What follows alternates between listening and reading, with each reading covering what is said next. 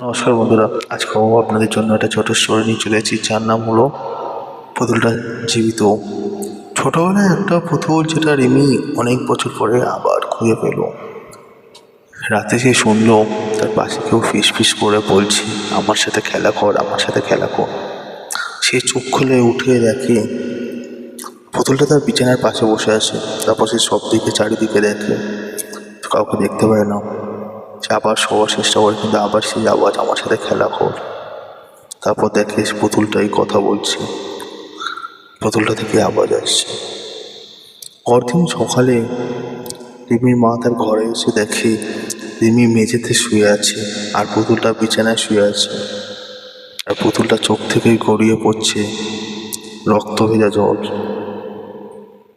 ধন্যবাদ সকলকে। কেমন লাগলো জানাবেন, আর এর পরবর্তী পার্টের জন্য জানাবেন যদি ভালো লেগে থাকে। ধন্যবাদ সকলকে।